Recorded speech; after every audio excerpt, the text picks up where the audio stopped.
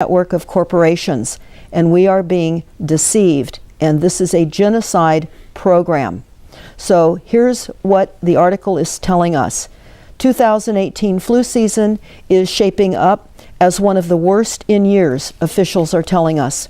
The entire continental United States is experiencing widespread flu right now. The first time in 13 years of the current tracking system that this has happened, according to the Center for Disease Control and Prevention. There's no prevention about anything with the Center for Disease Control. They are a genocide agency working for Big Pharma. Officials said that the flu season is shaping up to be one of the worst in recent years. The rate of flu hospitalizations and the number of people hospitalized with the flu per 100,000 nearly doubled last week. They go on to tell us that the latest data for the week ending June 6th of 2018 suggests the season may have peaked right now, the CDC's director told reporters last Friday. But she warned that many more people will be infected before the season is over. There's a difference between an active flu season when a large number of people get sick and a severe season when numbers of people hospitalized for flu or who die from the infection is usually high. It can be hard to tell in real time where a flu season will fall in the severity scale, because sometimes reports of influenza hospitalization and deaths, especially deaths among children, lag. That being said, this year is starting to look like a severe season for flu, and maybe more severe than last year, which was also bad, said the head of the CDC's influenza division. There's lots of flu in lots of places. Recently, there's been an uptick in activity by another influenza, and they talk about various viruses in this article, and they talk about warning that even if the season appears to have peaked, flu viruses will circulate for weeks to come, and people should continue to take precautions against getting infected. People over the age of 65 are being hospitalized for flu this season more than any other population. They're targeting that population for genocide. Even people age 50 to 64 are being hospitalized in large numbers. Flu often hits the ends of age spectrum more than the middle, and that's the case this year as well. A grim tally may continue to rise in coming weeks of deaths. Officials feared that the flu vaccine may not work particularly well this season, but it appears to be faring slightly better than expected. Preliminary testing by the CDC suggests the vaccine is probably more protective than it was in Australia during its 2017 winter. The Australian interim estimate suggested that the vaccine was the main virus that was able to affect the H3N2, was the main virus that during their most recent winter was only about 10% effective. Only 10% effective. That means if 100 people got the flu shot and all were exposed to the HN2 viruses, only 10 would have been protected. Again, only 10 out of 100 would have been protected with the vaccine. They go on to say that it looks more like the H3N2 portion of the vaccine is performing here like it did last year, when it was 34% effective at preventing infection. Unfortunately, that's about on par for the flu shot's H3N2 component, which is the weak link of flu vaccine. The CDC should have interim data on the question of vaccines effectiveness in the second half of February of 2018. Now understand, this is a fingerprintless scattering of bioweapons on the American population.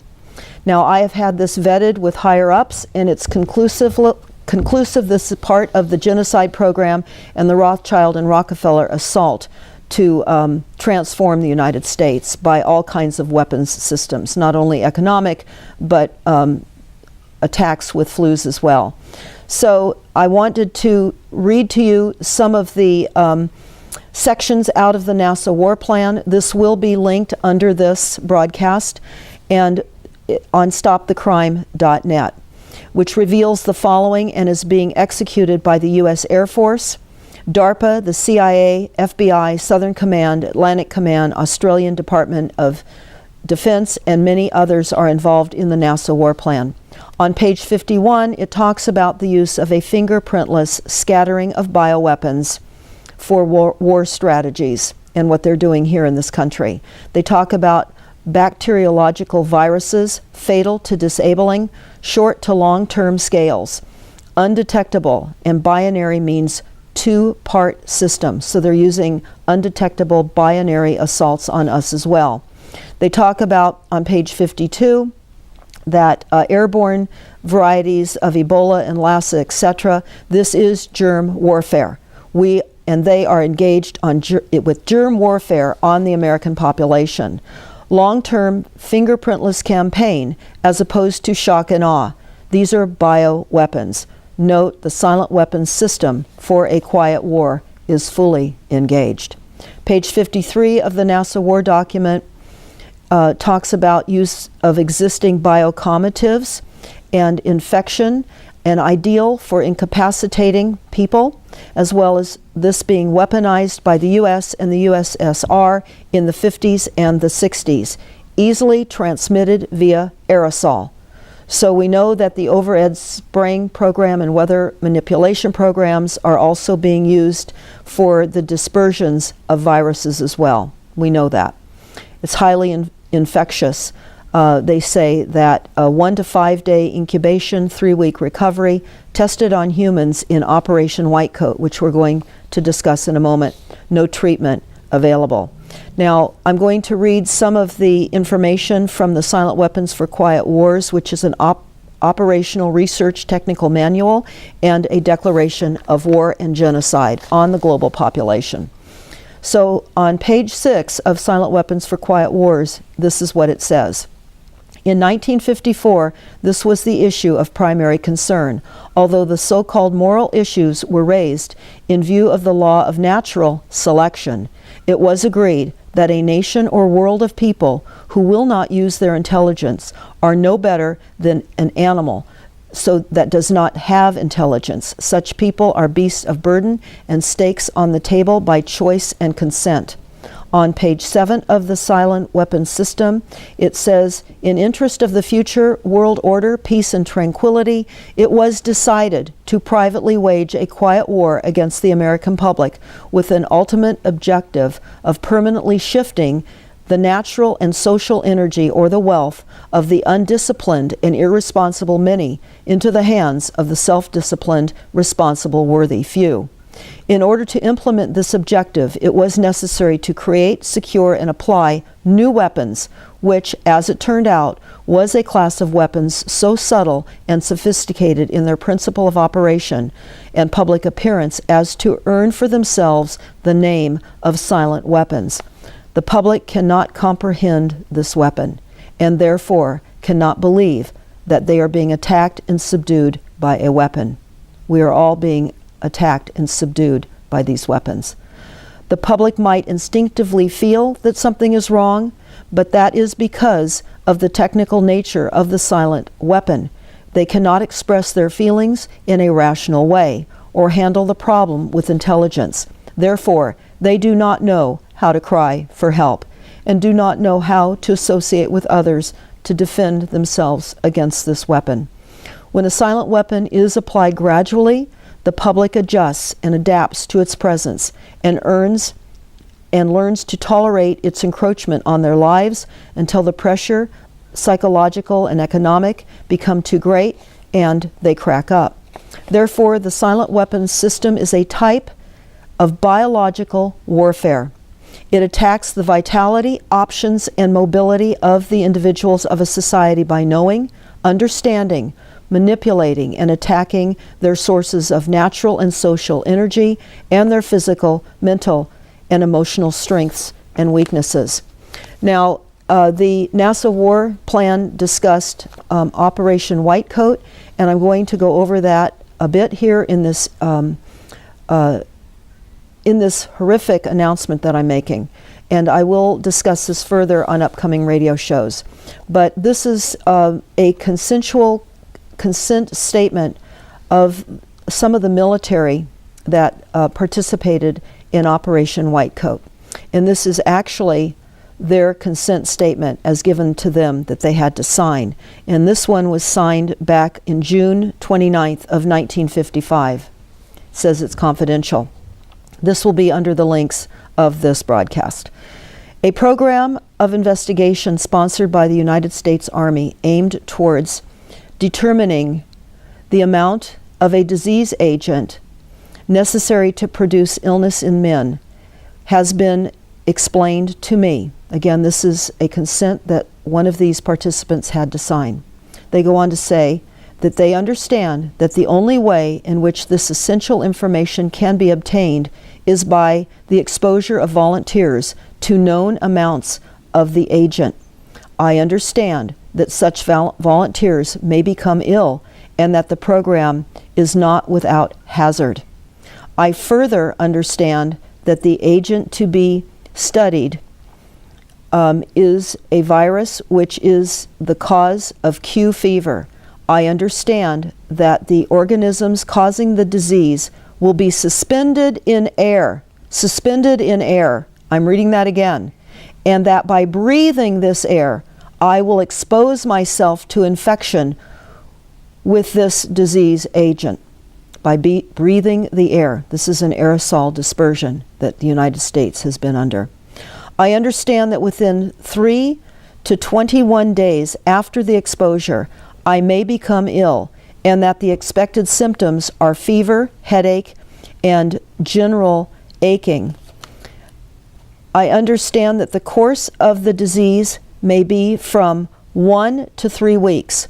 I understand the decision as to appropriate treatment will be made by the attending physicians. I understand that such treatments, if employed, may have to be given in 2 or more phases. I further understand that I will be restricted to a single area for the period of this study, probably 4 to 6 weeks. I understand that various diagnostic procedures will be required. There has been no exercise of force, fraud, deceit, duress, overreaching, or other forms of constraint or coercion in order to obtain this consent from me. Of my own free will, and after consideration for a period of more than 4 weeks, I affix my signature herein, indicating my willingness as a soldier to serve voluntarily as a subject for these studies, with the understanding that I will not be required to participate in studies which, in themselves, are contrary to my religious beliefs. Operation Whitecoat goes on to say that the Seventh-day Adventist Church's relationship to the government military activity had been supportive by non-combative means. And in 1936, the Seventh-day Adventist Church established a medical cadet corps training program. This allowed Adventists to remain non-combatant but positive towards the war effort. So it's very important to understand what I just read to you about the form that they were told to sign by the U.S. government, where it says it was not coercion. It was most absolutely coercion. They did not want to serve on the battlefield.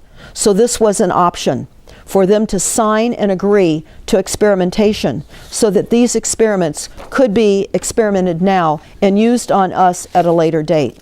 So I want to continue to tell you more about Operation Whitecoat.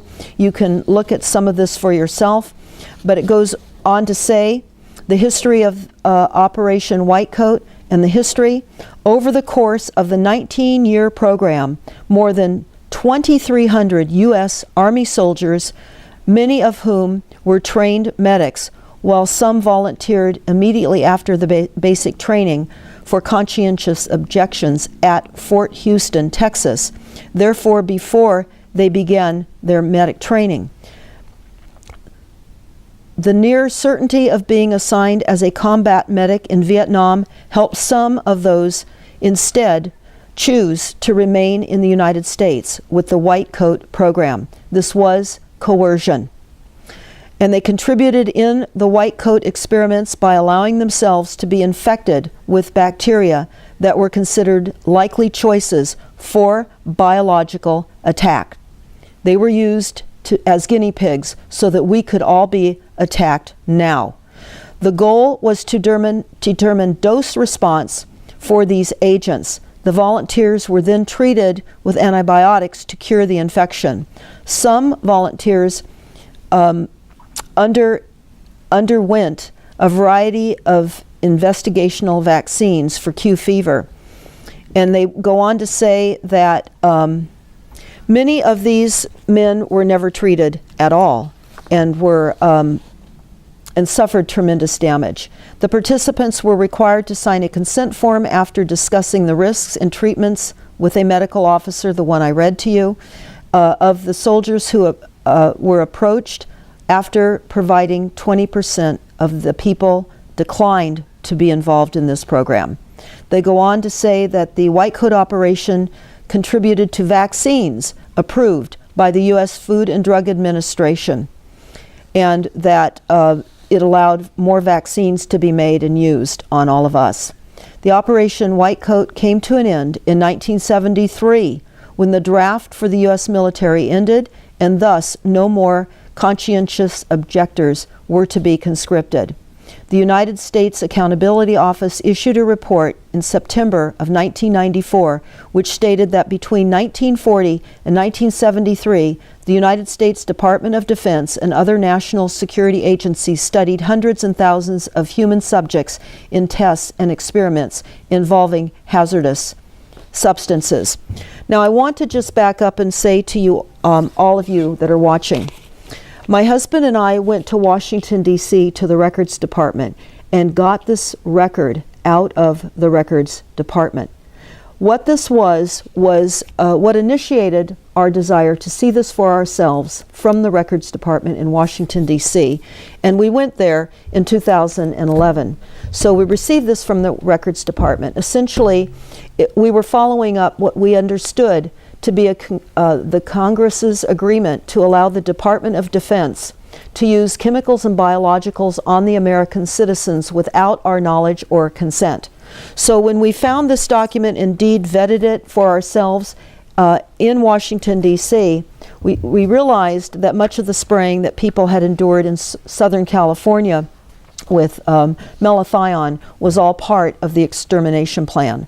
So they go on to talk about unethical human experimentation in the United States. And you can look at all of this for yourselves. I am going to curtail this broadcast now. I will be talking about this on further radio shows, but please be advised that the United States is under a bioweapon chemical attack right now.